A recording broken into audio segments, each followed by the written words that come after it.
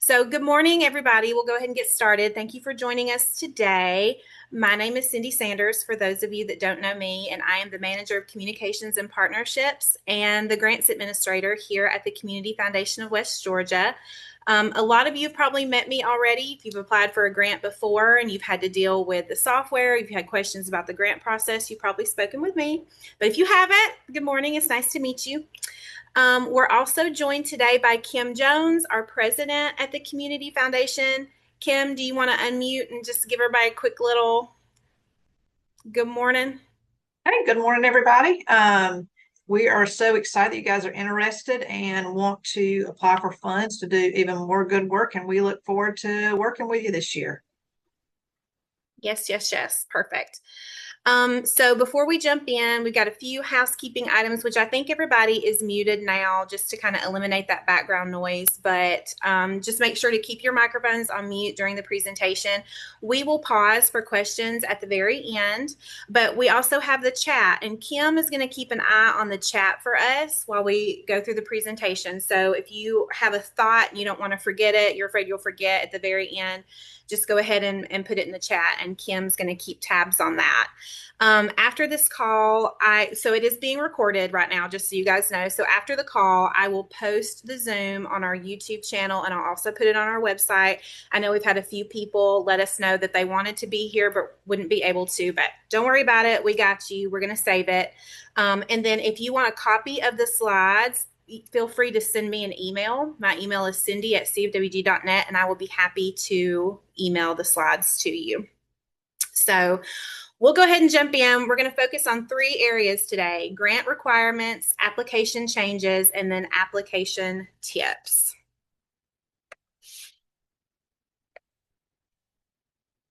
All right, so basic requirements and restrictions. These requirements apply to all of our grant opportunities. You must be a registered 501c3 that has been operational for at least 2 years, or you must be a government or faith-based organization. New last year, no duplication. So applicants cannot request funds for the same project across multiple grant rounds.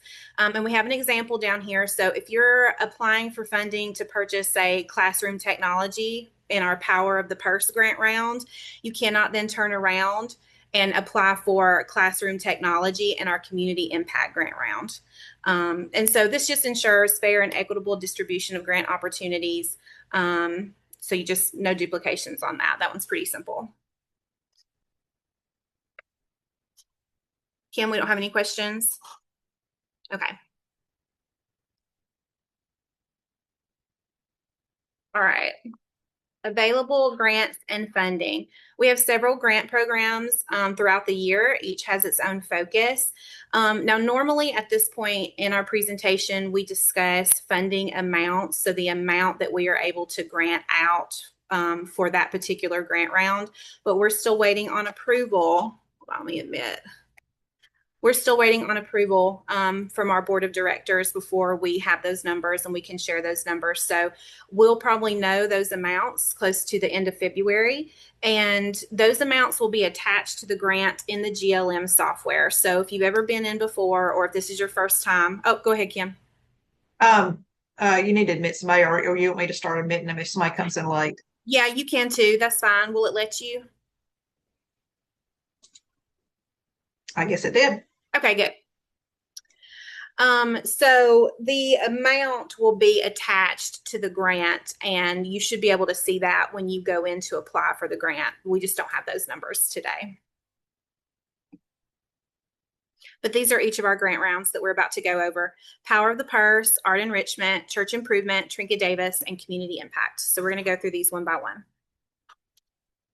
Power of the Purse. So Power of the Purse is the Community Foundation's Women's Giving Circle. It's made up of a group of philanthropic women who come together to pool their resources and support programs benefiting women and children in Carroll, Haralson, and Heard counties. This grant cycle runs from February 15th through March the 31st. So this one's going to open up pretty soon. And there is a maximum grant award per organization of $2,000. So that's the maximum ask you can make for Power of the Purse. And again, this benefits programs and services that provide help to women and children in Carroll, Haralson, and Heard counties.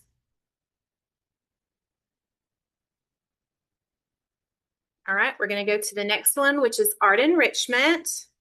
The Art Enrichment Grant is open to state certified music and art teachers in public schools serving grades pre-K through 12 in Carroll, Haralson, and Heard counties. Teachers who work at more than one school may apply for a grant for each school, so it's not limited to one grant per teacher. Funds may be used to purchase supplies, materials, or equipment, or to bring in an outside artist. One important thing to note is that band uniforms are not eligible, and this grant may not be used for clubs or after-school programs, so just make note of that. Projects may receive up to $1,000 or partial funding. Grant funds are awarded to the school and remain with the school. So even if a teacher transfers, including within the same district, that money is going to stay with that school. If a school has both an art program and a band program, teachers from each program may apply separately. And the application window for art enrichment runs from March 15th through April the 1st. And that one's so fun, y'all. I love final reports anyway. Final reports are fun, but when we get back the pictures from teachers that have received art enrichment funds, oh my gosh, they're so colorful. There's all the clay and all the different types of art and all the different types of music. It's just, I love art enrichment. It's so fun to see what they do with that money. All right, moving right along to church improvement. So the church improvement grant was established by an anonymous donor in honor of Lurleen V. Holland and her enduring contributions to our community. Named to preserve her legacy of kindness and generosity, this fund continues to inspire future generations. It provides vital support to predominantly African American churches in Carroll County, helping with capital improvements and repairs, particularly for those congregations that have limited resources beyond their regular expenses. So this year was a little bit different for church improvement. We did add a step. We added a required letter of intent. And this was to help churches put together stronger, more realistic applications. Because sometimes, you've got a long list of things you need. You don't know maybe what should be at the top of the list, what we can push down to the bottom. And then, pricing is kind of hard to gauge that too. So the letters of intent were due on February the 1st. So technically, this grant cycle has already started.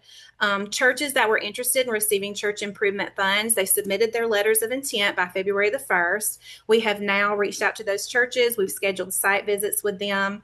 And then how kind of the process goes from there is we'll go out and do the site visit. And then if that church is deemed eligible after that visit, they're invited to submit their full application. And that opens on March the 15th. So this process has already begun and is not accepting any new applications for this year, but it will open again in 2027.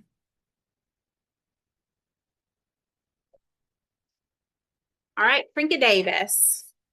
So the Trinka Davis Grant was created in 2009 to honor the life and work of Miss Trinka Davis and to establish a lasting fund to support veterans and their families. Miss Davis was a successful businesswoman who owned Trentex Corporation in Bowden starting in the early 1970s. She was also deeply committed to volunteering, especially with causes for the blind, and had a strong passion for helping wounded veterans and their families. So this grant stands as her legacy, providing ongoing assistance to local veterans and their families. And just make note, too, that grant funds must be used to provide direct services to veterans in Carroll County only. And this grant opens March the 15th and closes on April the 1st.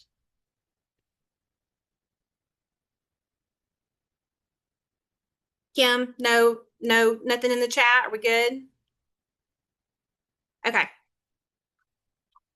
I mean, All well, right. we have one question. We can grab this one quick.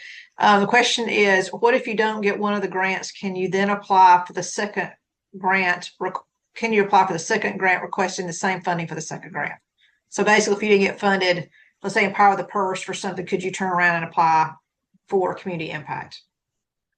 With the same And project. the answer is yes for that. Okay. All right. Community impact, the big boy.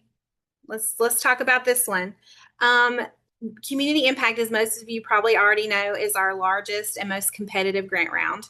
To be eligible, organizations must provide programs and services in Carroll, Haralson, and Heard counties.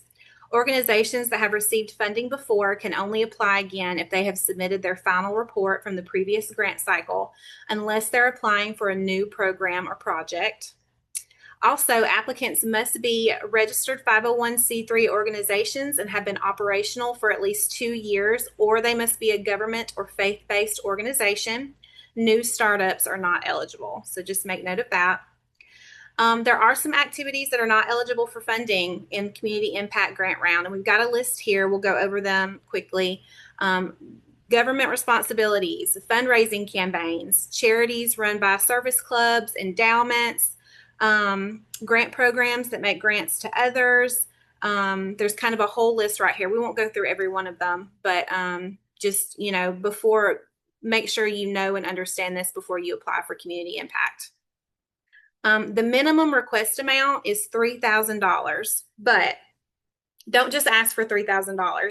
Your request should reflect the actual cost needed to carry out your project responsibly and effectively. So just make sure you know how much you need before you make a request for community impact.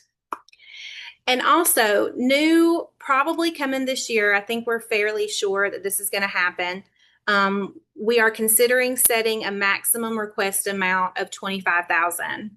So capping the ask on community impact at 25,000. That's again something that we're waiting for approval on, but that's likely going to happen in 2026. So just make note of that as well.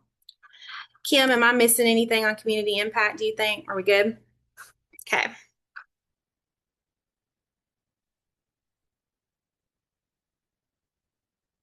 All right, application changes. Not very many this year. Most of these were new last year, but they're still, a year is still relatively new, so we'll kind of go over them again anyway. Here at the foundation, we're really focused on supporting nonprofits that not only do great work in the community, but also have strong leadership and excellent day-to-day operations. Strong governance and solid policies create organizations that are more resilient and sustainable long-term. So to help us get a clearer picture of how your organization is managed and the impact you're making, we added a few questions to the grant application last year. Firstly, we ask about the connector platform. So most of you have probably heard of the connector. I won't go into really what all the connector is. I feel like most of you got, or maybe I should. Kim, should I talk about the connector, do you think? No? Okay. I think most of you know what the connector is. If you don't, call us and we'll tell you about it. But so basically, we want to know how your organization connects with people who need your services and what kind of help you provide in the community. So we ask about the connector. Next, we want to know more about your board of directors, things like how you handle term limits, board diversity, and planning for leadership changes. And then we're requesting information about your financial policies to understand how you maintain transparency and accountability. All of this helps ensure that the foundation is investing our donors' funds in organizations who demonstrate best practices and sustainability while making an impact on the community. So these were implemented last year. If you applied for, any of our grant rounds last year, you already saw these questions, and this is not new for you. Hey, Cindy, one thing on that. I mean, if you do not use the connector, it does not mean that you will not get funding. However, we do, look at if you're engaged in the connector and really how you ensure that people are getting the assistance that they need and or they don't utilize multiple agencies and prevent other people from getting assistance. So if y'all have any questions about these three things, last year, I mean, y'all did an incredible job on addressing these questions, particularly at board of directors and financial policies. And so we were pleasantly surprised because sometimes when you put questions in there, everybody's like, what are they looking for? And y'all nailed it. And I know some of you have board membership is directed by, another organization. You have to have somebody from certain counties or certain, career fields or whatever. So, but we're really just kind of making sure that you have a particularly succession plan on boards. How does it, what are the term limits, and really just kind of looking at best practices, and making sure those are implemented across our nonprofits that we're investing the funds with. Okay. All right, tips for grant writing. So this is, I think, my third year sitting in on the grant panel process. This is Kim's 20 plus year sitting in on the grant panel process. I don't know exact number, but that's kind of where we're sitting. So we put our heads together and came up with some tips to help you navigate the process and help strengthen your applications. Read the guidelines carefully. So you want to make sure you fully understand the eligibility criteria, funding priorities, and all the specific requirements. Following every instruction carefully is key to avoiding disqualification. We cannot say that enough. Following the directions is super duper important. So make sure you fully understand. And listen, I can speak for Kim too. If you have a question about any of the grant processes, call us, email us. We do not mind answering those questions for you. It's better to make sure than to kind of go in it and not know and not be sure. Be clear and concise. Keep your responses clear and concise. Avoid insider jargon or complicated language so your message comes across easily. Kim, I think Kim and I were having a conversation this week, and she said that a piece of advice that she liked to give people is if you could hand your application to somebody that's like not affiliated with your organization and they understand what you do and what you need, then you're pretty good. Is that right, Kim? Yeah. So, we're guilty of it too. Like sometimes we use insider language and I think, oh no, like I know what this means because I work here, but somebody that doesn't may not understand this verbiage. So, just make sure it's very clear and easy to read and understand. And again, always read the guidelines thoroughly before you start your application. Cannot stress that enough. So important. When you put together your budget, be honest and realistic about the actual cost involved in your project. Make sure every expense has a clear reason behind it and that your funding request matches what you're planning to do. It also helps to back up your need with real data and real examples, something concrete that shows why your project matters and the difference it will make. Yeah.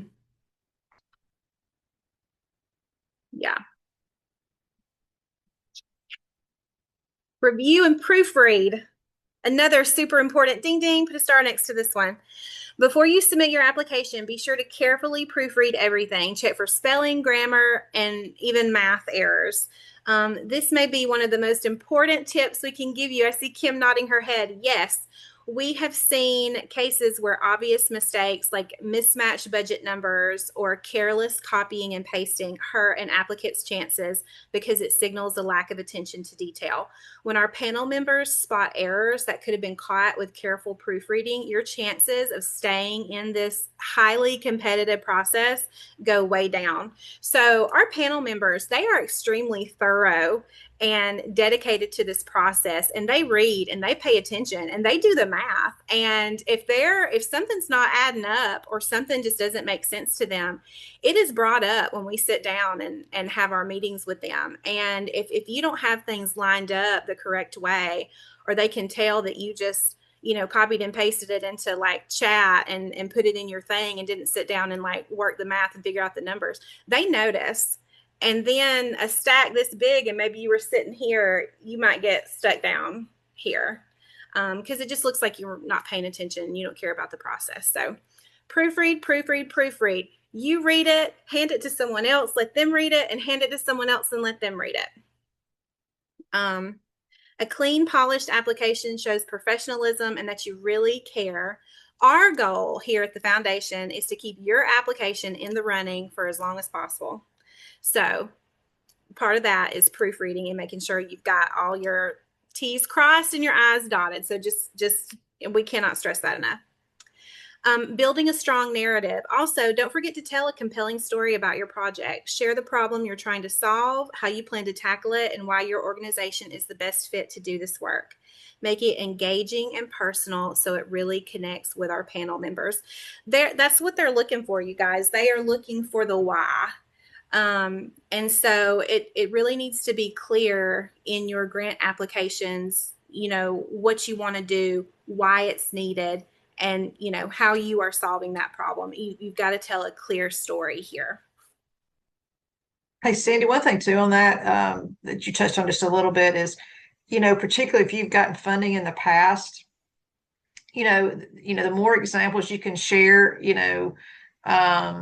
know some of you don't necessarily always have data to back up what you're doing. Kind of what y'all's work is kind of squishy sometimes, and I get that. But if you could see, a difference in someone that didn't get services but now they do, or they got X and now Y. I mean, the more, like Cindy said, the more you can personalize it. I mean, because these folks that are on the panels, they're good folks. They're usually active in the community, and these are some really, really hard decisions. And so the more you can kind of tug at their heartstrings, or it makes sense to them why this is a need, the longer you're going to stay in the conversation. You're going to make it even harder on them, and which is kind of what mine and Cindy's job is, to make it as hard on them as we possibly can, to have to make the hard decisions, because we do have limited funding. Yes, perfect. Final reports. This is one of my favorite things to talk about. Why they matter. They matter, you guys. They super duper matter. Your final report is more than just a requirement, which it is a requirement, but it's a real opportunity for your organization to showcase what you do, to showcase your impact. I use these reports to highlight the difference you make in the community. And our grant panels, especially for returning grantees, which Kim just spoke about, they want to see clear proof, real data, and measurable outcomes when they're making their funding decisions. So, like she said, especially for organizations that have been funded in the past, if they have another grant request come in front of them, they want to know what you did with it last time. How did it end up last time you got funding? So a strong final report is just really important. It can help attract future funding. A strong report allows us to share your success stories with donors, which can lead to more support for your work. Concrete results make those stories even more powerful. Plus, your work deserves to be seen. You guys are doing some really cool stuff out in this community. And we want to help get that out in front of people and amplify that message. This is my big thing right here. A big part of this is photos. Okay, so let's have a little example here. Let's say that you request grant money for a bookshelf. I don't know. You got two options here. You can do your final report and you can send me a picture of a bookshelf, which is not very interesting to look at. Or you could send me a final report with a picture of like your staff stocking it, or your staff, I don't know, posed in front of it like this, or something. You know what I mean? Like, there's a way to make it interesting. A picture's worth 1,000 words. So you can say whatever you want to say in your final report, which is all important. I'm not saying it's not, but when you send me good photographs, that helps me so much when I turn around and I try to help push out into the community what you guys are doing. On that note, however, I do have, with permission, of course, in parentheses over here, I'm going to tell you guys a little story. Last year, we had a grantee submit a photo in their final report that featured children in a school setting. And I posted, it was such a good picture. It was like one of my favorite. I love pictures that involve the schools. It was just so fun. So I used it in social media. I used it in like our newsletter, several different places. Well, I received a message from a parent of a child that was in that picture, and that parent was not happy with me. And he said that the school had permission to use photos of his child, but that I did not. And we had to take it down, which broke my heart. I mean, number one, I would never want to upset a parent at all. But number two, it was such a good and impactful photograph, and I just hated to not be able to use it anymore. So if the school if this parent was saying that only the school had permission, then really technically this organization didn't have permission either. And then in turn, we didn't have permission either. So I changed the language on the final report forms a little bit, and this is how they read, just so you guys know moving forward. It now reads, by submitting photos with your final report, you confirm that you have the necessary rights and permissions for all images provided, including consent from any identifiable individuals. You grant the Community Foundation of West Georgia permission to use these images at no cost in print, online, or other publications to share the impact of our work together. So just please make sure that you all have all permissions from anybody in a photo before you send it to us, because we use it and we love to use it, but we don't want anybody getting in trouble. We don't want anybody offended or upset. So just make sure you have all those permissions. And then finally, last thing about final reports is your report helps ensure accountability. And this is really the main reason why they're so important. Showing how your funds were used builds trust and opens doors for future opportunities for your organization. So please take the final report seriously. Please think about the photographs. If you have any questions, if you need ideas, if you got like grant money for something that may be typically a boring thing, but you want to send in good pictures, call me. I'm happy to help you come up with some ideas for some good final report photographs. Or if you work with a sensitive population, we also have some ideas too. Because I know sometimes it's just not appropriate to show your clients' faces or where they could be identified, but we have ideas for that too. So give Cindy a call. She can help you figure it out. Yes, we have all the ideas. We are happy to share them. Communication guidelines. This isn't something we talk about typically in the grant writers workshop, I don't think, but we want to touch on it this year. What happened, Kim? We have got a question? Do you, it's Rachel. Do you have a Okay. second for a question about pictures? Yeah. Um, so is it possible to submit photos with our final report for your use only and not for broader publication on social media? Because to share internally, like with the funders or whatever, but not publicly. Yes, I believe that there are, and I'll go back and check, Rachel, to make sure. I think that there are two places where you can submit photographs, and I think one is kind of more internal and one is more external. If not, I'll go in and change that and we can set it up that way. Yes, that is fine. Thank you. Any other questions about that? Okay. All right, communication guidelines. So, communicating about your grant and your work is very important. It helps raise your organization's visibility and credibility while also giving proper credit to the Community Foundation and our donors. That recognition encourages future giving and helps more people learn about the great things nonprofits like yours are doing. So to keep everything consistent and professional, we ask that you follow a few simple steps. First, please review our communications guidelines. So this can be found on our website. If you go to cfwg.net, and up at the very top, you'll see some buttons. One says press, and you click on that one, and then you click on our press kit, and that takes you to our communications guidelines. And then, of course, I am always happy to send them to you. If you don't have them or you need them, just email me, and I will send those over. So always check on those before you do anything, before you make anything public, I should say. Also, wait until we've made our official announcement before you share any of your grant news publicly. So if you receive, notification from me that your organization has received a community impact grant, I know we want to get in there and post it. I'm the same way. I love to post when something exciting happens, but please, please, please wait until we make our public announcement, and then you in turn can do that.